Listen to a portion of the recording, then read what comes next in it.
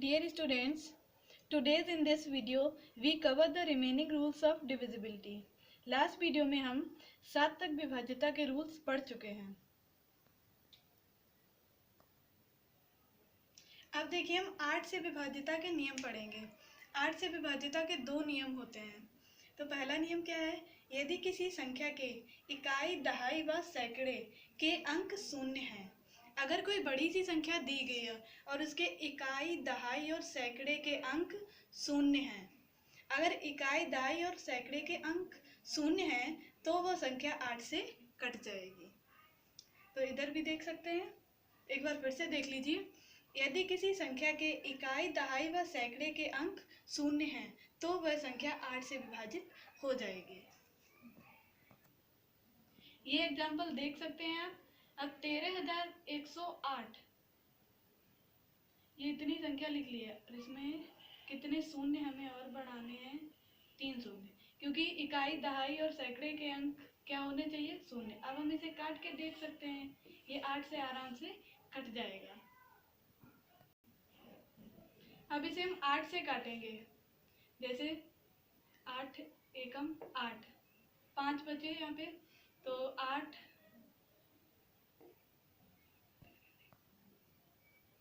5 बचे तो यहाँ पे 51 हो गया। 8 छंग 48, 3 बचा है, 8 तिया 24, 6 बचा यहाँ पे, फिर 8 अट्ठे 64, 4 बचा, फिर 8 पंचे 40। तो ये पूरा कट गया 8 से। तो ऐसे ही आगे भी संख्याओं को आप करके देख सकते हैं। यदि किसी संख्या के इकाई, दहाई व सैकड़े के अंक शून्य है तो वह संख्या 8 से विभाजित हो जाएगी। अब देखिए इसका सेकंड रूल क्या है कि यदि किसी संख्या के इकाई, दहाई व सैकड़े के अंकों से बनी संख्या 8 से विभाजित है तो वह संख्या भी 8 से विभाजित हो जाएगी। कौन सी संख्या? जो बड़ी सी संख्या दी गई उसके इकाई, दहाई और सैकड़े के अंकों से बनी संख्या अगर 8 से कट जाएगी तो पूरी संख्या 8 से कट जाएगी। जैसे 15,104 में इकाई, दहाई और सैकड़े के अंकों से बनी संख्या कितनी है? 104। 104 अगर 8 से कट जाएगा तो ये पूरी संख्या 8 से कट जाएगी और 104 8 से कट जाएगा। 8 एकम 8, यहाँ पे 2 बचा, 8 तिया 24। तो 104 8 से कट जाएगा तो ये पूरी संख्या 15,104 भी 8 से कट जाएगा। तो इसी तरह से आगे संख्याओं को भी आप कर सकते हो।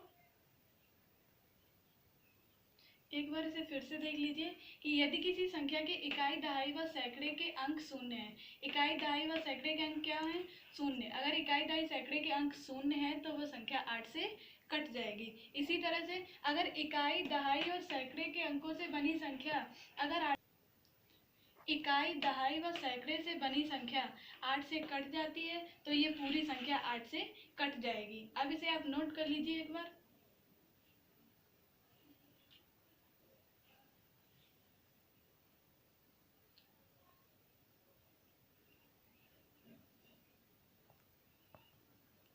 देखिए जैसे हमने 4 से विभाज्यता का नियम पढ़ा था कि यदि इकाई, दहाई के अंक शून्य होंगे तो वो संख्या 4 से कट जाएगी, वैसे ही 8 से भी विभाज्यता का नियम है। अगर इकाई, दहाई और सैकड़े से के अंक शून्य हैं तो वो संख्या 8 से कट जाएगी। और 4 से विभाज्यता का जैसा नियम है वैसे ही 8 से विभाज्यता का भी नियम। तो इसमें इकाई, दहाई और सैकड़े से बनी संख्या अगर 8 से कट जाएगी तो ये पूरी संख्या 8 से कट जाएगी।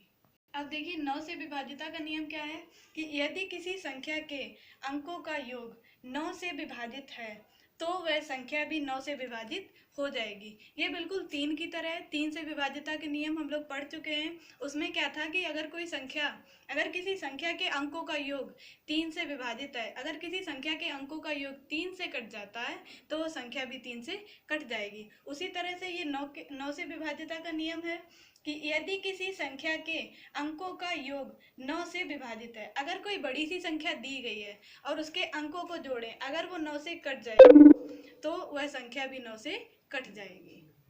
अब देखिए इसे हम ट्राई कर सकते हैं। 1 और 7 8, 8 और 1 9, 9 5 14, 14 4 18, 18 9 से कट जाता है तो ये संख्या भी 9 से कट जाएगी। इसी तरह से हम आगे भी जोड़ के देख सकते हैं। अब आप इसे नोट डाउन कर लीजिए।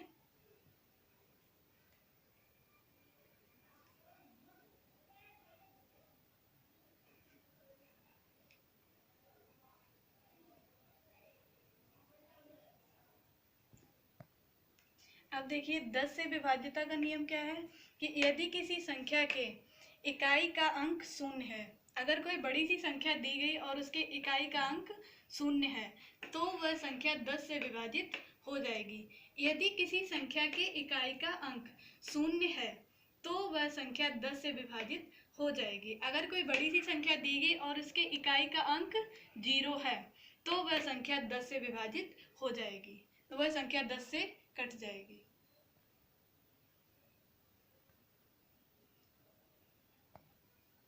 अब इसे आप नोट कर लीजिए।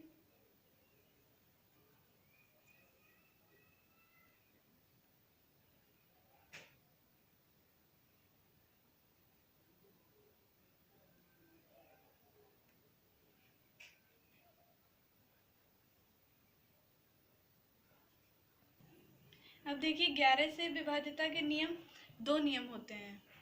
पहला नियम क्या है, किसी एक ही अंक की लगातार सम आवृत्ति से बनी संख्या 11 से विभाजित हो जाएगी। सम आवृत्ति का मतलब क्या है कि अगर हम कोई अंक लें, जैसे 4 है तो 4 यहाँ पे कितने बार आया, 2 बार, मतलब सम बार आया है। 2 यहाँ पे कितने बार आया, 4 बार, मतलब सम बार आया। कोई भी एक अंक लगातार सम बार आए, ये जो 4 4 है ये लगातार 2 बार आया है, मतलब सम बार आया है, और ये 2 लगातार 4 बार आया है। तो अगर कोई अंक लगातार सम बार आ रहा है तो वो संख्या 11 से विभाजित हो जाएगी। जैसे इसे देख सकते हैं, ये 11 से कट जाएगी, 4 बार फिर 2 बार। देखिए अगर कोई एक अंक ले लें और उसे सम बार लिखें, सम बार मतलब या 2 बार या 4 बार या 6 बार लिखें, उसकी सम बार और लगातार उसे लिखें तो वो संख्या 11 से कट जाएगी। अब इसे नोट डाउन कर लीजिए।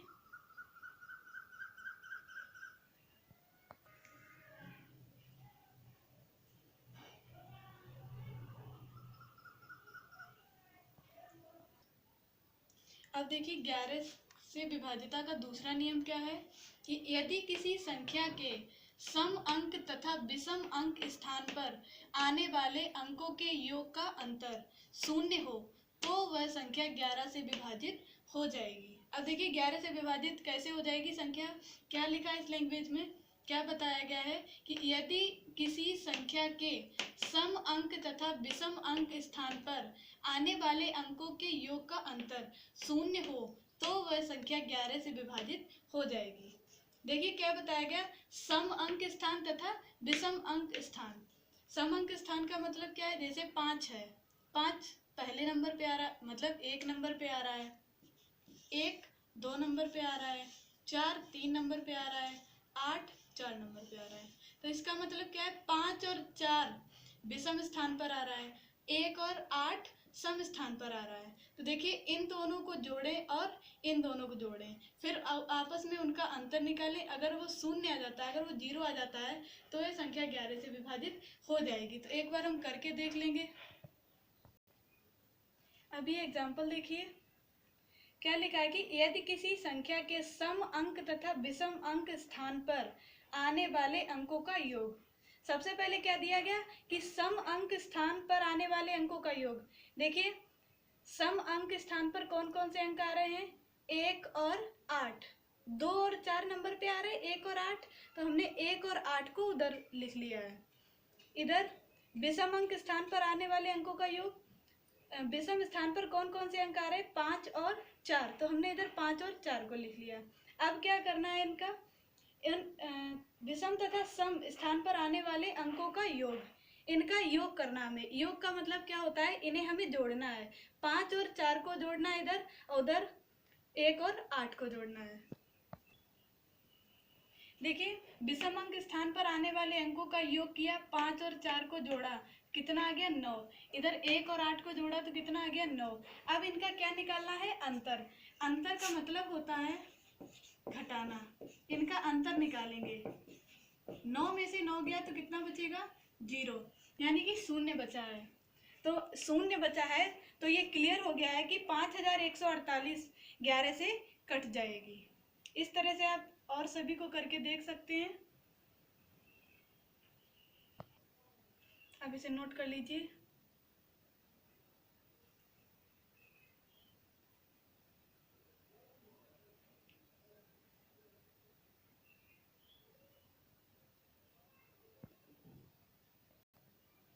अब देखिए 12 से विभाज्यता का नियम क्या है।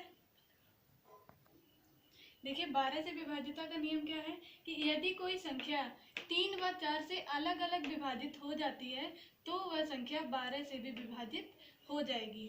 अगर कोई बड़ी सी संख्या दी गई और वो 3 से भी कट जाती है और 4 से भी कट जाती है तो वह संख्या 12 से भी कट जाएगी। जैसे ये संख्या दी गई है 1440, अगर ये 3 से भी कट जाए और 4 से भी कट जाए तो यह संख्या 12 से भी कट जाएगी।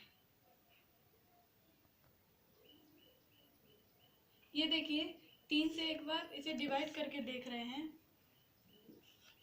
3 चौक 12, 2 बचे, 3 अट्ठे 24। ये देखिए 3 से कट गए। अब इसे 4 से काट के देखते हैं एक बार।